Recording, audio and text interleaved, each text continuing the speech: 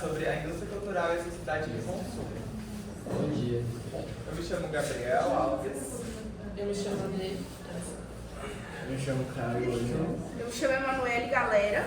Camila Kimber. E as minhas Bom, esse trabalho tem como objetivo apresentar e explicar sobre Mas você vai ficar quieto, Santana? a Obrigada. indústria cultural e a sociedade de consumo, que é um método avaliativo do primeiro bimestre.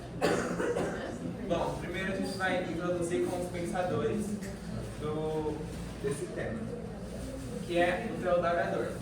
Bom, o Theodor Adorno, ele criticava a degradação do capitalismo na sociedade e na cultura. Um pouco sobre a biografia dele. Ele nasceu em família culta em 1903, na cidade de Frankfurt, Alemanha. Teve uma boa infância e em 1924 se formou em psicologia, sociologia, musicologia e... Eu falei sociologia? Aí, durante esse período que ele estava na universidade, ele também, com seus colegas, desenvolveu a teoria crítica da sociedade. E mais pra frente também, eles fundariam a escola de Frankfurt.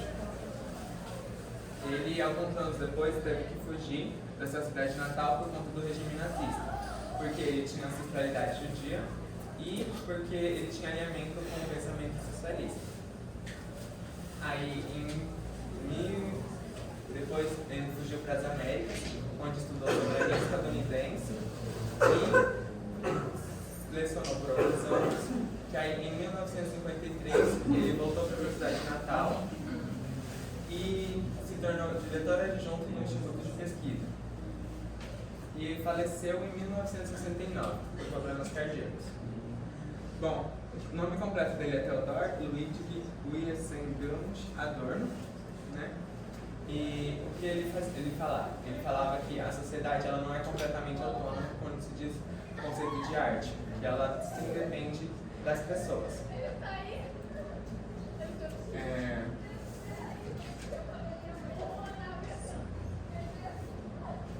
Ele ignorava a contradição entre...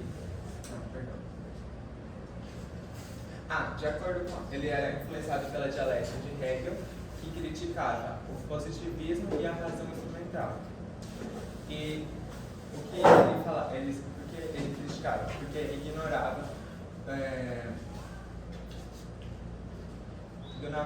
ignorava as contradições entre o sujeito e o objeto.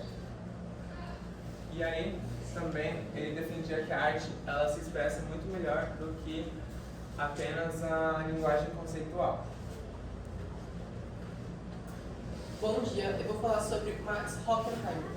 O Max Horkheimer, ele nasceu na Alemanha, ele foi um filósofo sociólogo. E junto com o Theodor, que o Gabriel acabou de falar, que ele criou a teoria crítica da sociedade, e esse foi um dos colegas que o Gabriel citou. Tem vários filósofos, mas ele é um deles.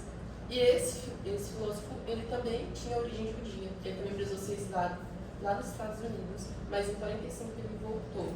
E ele terminou de organizar a escola de Frankfurt. Eu vou falar sobre a indústria cultural, que foi um conceito criado pelo Marx e pelo Theodor. Ela surgiu lá no final da Segunda Guerra Mundial, lá no nazismo, né? No final do nazismo. O que acontece? É quando uma empresa grande, um empresário grandes, eles pegam a cultura e a arte e simplificam para gerar lucro só. Como, por exemplo, as histórias em quadrinhos, como o do Capitão América, que uma das primeiras histórias em quadrinhos criada foi o Capitão América dando um soco na cara de Hitler, né? Que foi como uma crítica que eles criaram. E eles viram que isso ganhou muita visibilidade, as grandes pessoas com dinheiro na elite, né? Começaram a criar mais histórias em quadrinhos para lucrar, ganhar mais. E as principais características são a produção voltada ao lucro, né? Que eu expliquei, que simplificam a arte e a cultura, para lucrar em cima. A padronização, os produtos são todos iguais, né? São genéricos, né? Que eles vão criar coisas muito iguais para só pensando em lucrar. alienação, os pensamentos críticos das pessoas não vai ter, né? Porque vão ser tudo igual. Reprodução de ideologias. Reforça os interesses das classes dominantes e ideologia socialista. E decadência da cultura, que as pessoas vão perdendo, né, a cultura, porque vão ser tudo igual. A diferença entre a cultura popular e a indústria cultural. A cultura popular é uma coisa que as pessoas não criam, são coisas tipo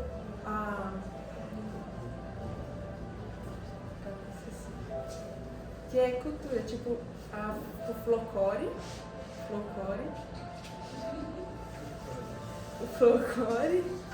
o samba, isso daí é quando elas criam. E a indústria cultural é só dinheiro. Eu vou falar sobre a cultura de massa. A cultura, ela é porque elas são divididas em dois. A cultura, ela é o conteúdo que as pessoas assistem, tipo, pode ser uma obra, pode ser um vídeo na internet, pode ser qualquer coisa. E a massa são as pessoas um grupo de pessoas que se reúnem para ver essa cultura. A cultura de massa, ela é, como é que eu posso dizer? Ela é um conjunto de pessoas onde muitas pessoas assistem várias coisas. Ela pode ser por meio de comunicação, como suas redes sociais, vários vídeos na internet que vocês podem assistir. Tem também como na televisão e nos rádios. Ela também pode ser uma divulgação pela mídia da internet. E são conteúdos simples, padronizados, tipo, você pesquisa sobre alguma coisa que você gosta. Pode ter várias outras pessoas também que gostam dessas outras coisas. E quando você pesquisa alguma coisa que você gosta ou que você olha, sempre vai aparecer muitas divulgações dessas outras coisas, muitas variáveis, muitos outros tipos de coisas. E alguns filósofos afirmam que a cultura em massa pode influenciar como um modo que as pessoas pensam e agem. Tipo, eu posso gostar de uma coisa que a outra pessoa também não gosta. Ou pode até gostar.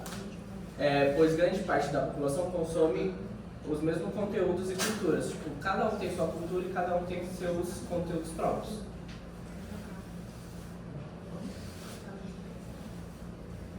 Agora a gente vai falar um pouquinho sobre a sociedade de consumo. Quem aqui, será alguma vez, já não se questionou se você é aquilo que você realmente é ou aquilo que você compra? O que te faz você? Aquilo, a sua essência ou o que você consome? Para a filosofia, a sociedade de consumo é uma forma de organização social, onde a necessidade, o que você consome para necessidade básica se torna às vezes menos importante do que aquilo que você consome por status, para meio que afirmar a sua identidade. Muitas das vezes apenas pela sensação de pertencimento.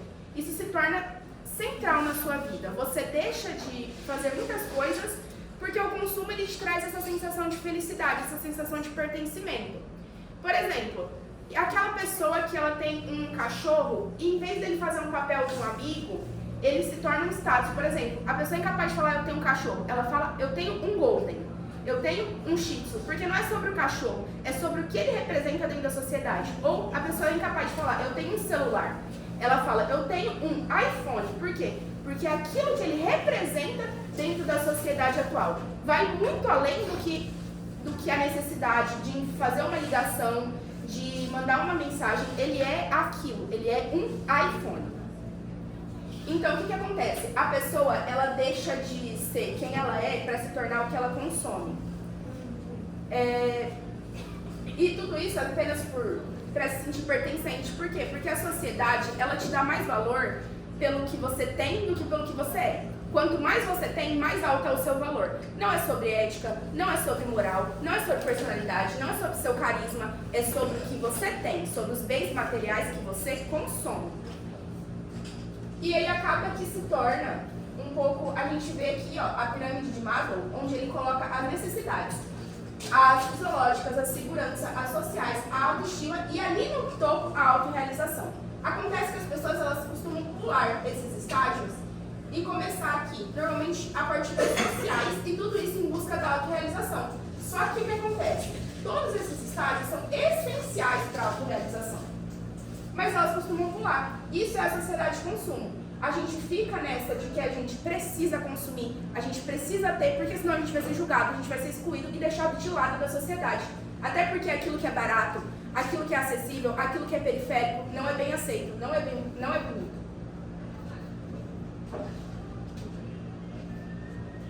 Como Marx da mesa. Nesta Páscoa, celebre com Ferreiro Rocher. Como o marketing cria necessidade, todos esses vídeos, eles estão correndo pelas redes sociais. Por exemplo, esse no YouTube, esse no TikTok, esse você pode achar tanto no Instagram quanto no TikTok. O que eles trazem? Eles fazem vídeos, eles criam e divulgam por meios onde você não tem controle sobre o que vai chegar para você ou não.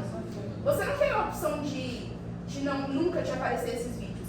E aí eles causam, por exemplo, aqui no chocolate, a sensação, aparece uma família bonita, uma família em uma casa mais de elite, uma família em uma casa mais elitizada, uma família branca. Por quê? Porque isso traz essa sensação. E aí depois aparecem outras pessoas consumindo esse chocolate, elas sentindo prazer através disso. Isso causa a sensação de necessidade. Você não te cabe aquele bombonzinho de 1,50, tem que ser o Ferreiro Rocher. Aqui, trazem o cabelo sedoso, o cabelo bonito.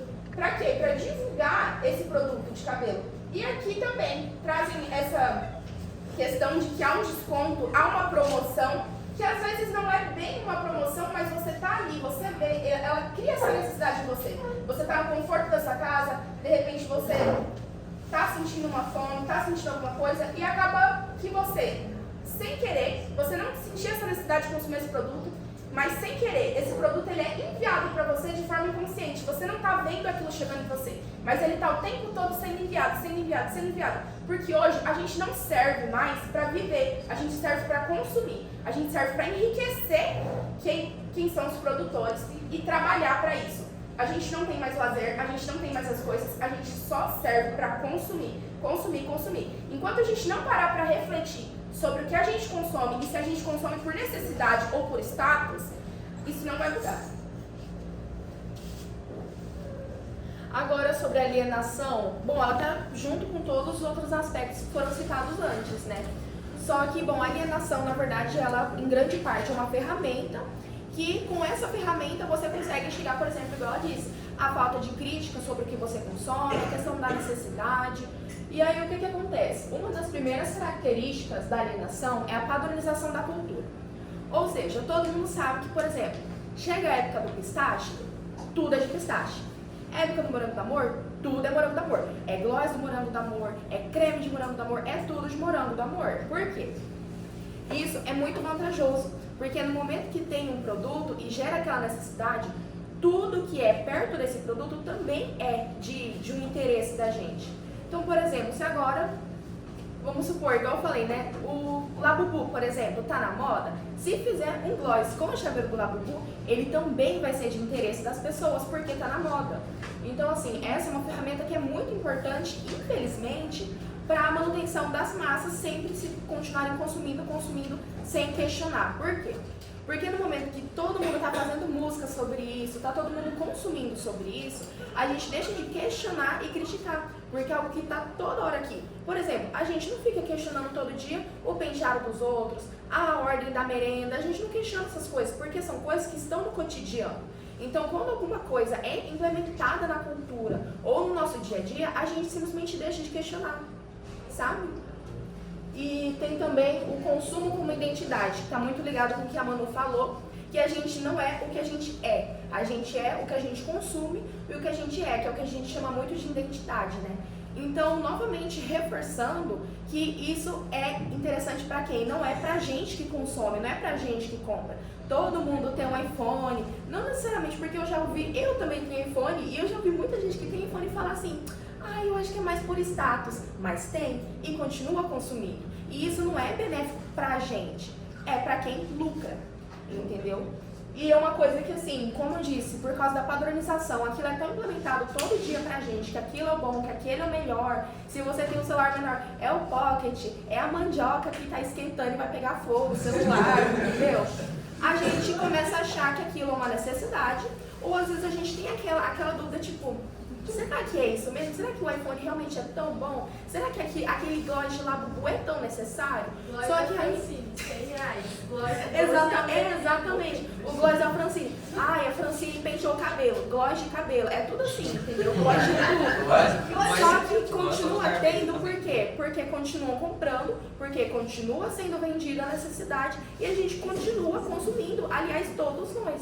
Entendeu? Então, também vale reforçar que quando a gente fala sobre essa questão de alienação, padronização da cultura, perda da aura, da arte, tudo isso, a gente vê às vezes como uma coisa muito abstrata, algo de longe. Só que a gente está vivendo isso agora, nesse momento, com as coisas que a gente tem agora. Então, a gente não está tão de fora, a gente faz parte disso. E a gente faz parte também da manutenção desse sistema. Então, o sistema que foi implementado de cima para baixo, para a gente ser os receptores, infelizmente, desse modelo, né? E a gente também faz parte da manutenção disso, entendeu? Quando a gente faz piada, quando a gente ri, e tipo, todo mundo faz isso. E a gente está perpetuando esse sistema. E tem a perda da consciência de classe, né? Porque a gente vê, por exemplo, muito no Instagram, isso certeza que todo mundo já viu, né? Uma pessoa que falou assim, gente, eu nasci no sertão do Nordeste, eu sou pobre e miserável, eu, sabe, passava fome, e agora eu sou milionário. E aí começa aquele pensamento que, então se eu não tenho um iPhone, se eu não progredi na vida, se eu não tenho gloss Labubu da Francine de casamento de 20 anos, é porque eu não trabalhei o suficiente. Porque ele que morava no sertão do Nordeste, era pobre e passava fome, ele conseguiu. Então, isso também é uma característica do quê? De um pensamento que foi passado de cima para baixo como forma de alienação e, novamente, para sustentar todos nós aqui nesse modelo. De sempre estar, por exemplo, se enxergando não como a gente é, mas como o que a gente tem, entendeu? E de sempre estar consumindo sem parar. E é muito triste porque eu acho que não tem muito como a gente correr a não ser pensando e raciocinando. E aí que vem o grande porém. Porque a única ferramenta que tem pra gente conseguir fugir de todo esse sistema que a gente está nesse exato momento é a gente refletindo igual a gente está fazendo aqui agora. Entendeu? Só que o que acontece? Refletir e pensar gasta energia demais. Esquenta a cabeça, desanima, estressa, e muitas pessoas começam a pensar um pouco crítico e já falam, deixa quieto isso aí, não tenho cabeça para isso. E assim se perpetua por todas as décadas esse pensamento e essa alienação, e por aí vai. Bom, e como que a gente pode usar tudo que a gente aprendeu agora com a nossa apresentação? Vocês podem, vamos supor,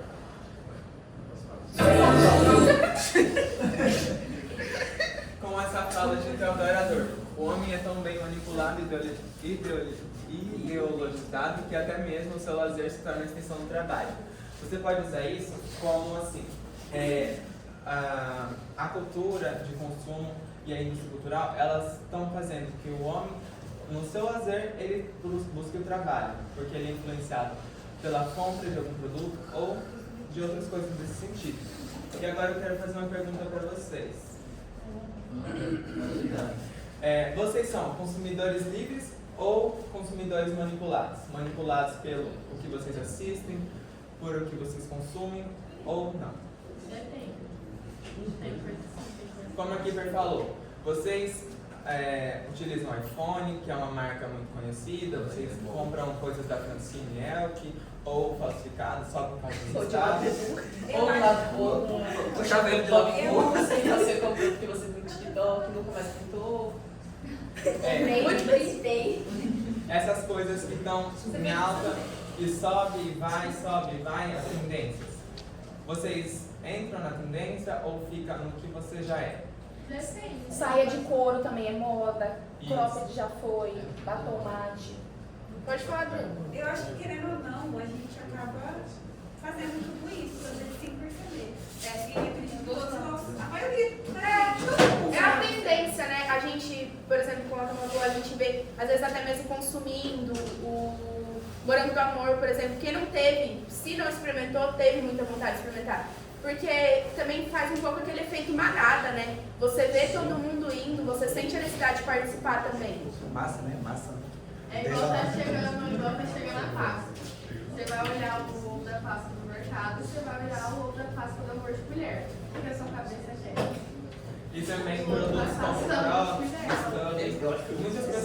na sala otimista. Então, isso faz a gente refletir que somos consumidores manipulados pelo que Pela mídia. pela mídia e pelo que os ricos fazem e a gente usa. E eu acho que eu quero fazer também outros 2 comentários, só para finalizar, pelo menos minha parte. É que assim, a gente leu tudo isso, só que a manifestação principal, isso é mais assim, a questão não tão de sentimental, né? Que eu nem toquei muito nesse assunto. Que eu falei, né, na questão que você produz, você fica... Só que eu acho que uma coisa que talvez vocês vão ver em algum dos pais de vocês ou em idosos. Quando a pessoa tem que descansar, exemplo, ela pegou uma férias de, sei lá, 14 dias. Ela começa a se sentir culpada de não estar fazendo nada. Ela trabalha igual uma lascada o ano todo. Ela parou uma semana, ela dormiu um dia todo, ela vai acordar culpada. Meu Deus, mas eu não fiz nada hoje, eu só dormi. Como assim só dormiu? Se você é uma pessoa que está cansada, que você trabalhou, como assim só dormiu? Por que só? Porque essa necessidade que já tem dentro da gente sempre ter que estar produzindo. Então, se você é muito cansado e você dormiu um dia todo, você não merecia dormir o dia todo, porque se você dormiu o dia todo, seu corpo precisava disso. Entendeu? Foi assim, ó. Tipo assim, eu tô trabalhando lá, comecei agora a trabalhar lá na Boticária. E eu trabalho das 3 às 10. Eu fico muito cansada. Aí, terça-feira, eu tive uma folga. Aí eu falei, não, eu vou dormir até 2 horas só, eu vou acordar, vou lá com minha filha, vou fazer uma coisa à noite e tal. Eu não fiz nada, dormi até 5 horas da tarde. Então, aí isso também vale, que a Camila falou pra férias, mas vale igual a Natália falou, por uma folga que você tem na semana, vale, eu vejo gente que tá de atestado, tipo, de cama doente, e se sente, até eu inclusive, se sente muito mal, tipo, meu Deus, eu tô faltando serviço, eu tô fazendo merda. Por quê? Porque a gente se tornou também meio que um produto, mas a gente é um produto que a gente tá lá pra servir, a gente tá lá sempre pra servir alguém. E a gente se sente culpado por isso. E também, às vezes, você vai pegar e você vai ver que... Como eu posso explicar isso? Você vai ver que, apesar de você achar que você está fazendo algo completamente errado, você está sendo o tempo todo roubado. Por quê? Porque o que você ganha, você está devolvendo para quem está lá em cima. Você ganha de quem está lá em cima e você devolve para quem está lá em cima. Esse dinheiro nunca é seu, é só a sua vez de usar. E a gente usa justamente para comprar essas coisas, por status, para se sentir melhor. A gente acha que consumindo a gente vai se sentir melhor com a gente. Só que nem sempre é assim. Às vezes, inclusive, causa uma dependência e um consumismo que a gente não vai ter condição nem financeira e nem emocional de lidar. A gente vai acabar... E agora o último comentário que eu acho que essas, impossível, pelo menos as meninas não sentirem. Mas é que vai ligar muito da questão da padronização da massa e do que eles falaram da aura, mas não da questão artística, mas da ideia. E que a Manu também fez uma pergunta e que liga muito, e é uma das características também da questão da massa. É que, por exemplo, quem é mais assim antigo, já sabe que a questão da extensão da unha e extensão de cílios lá no começo, junto com plásticas, alisamento de cabelo, é coisa tipo de madame. Era antigamente, bem antigamente, coisa só de gente assim riquinha, que tinha um dinheiro, né? Aí junta botox, tudo mais. Aí o que aconteceu? Esses procedimentos, extensão e alongamento de unha começou a ficar mais popular em todo mundo. Tanto que, tipo assim, numa sala, muitas têm condição de fazer uma extensão.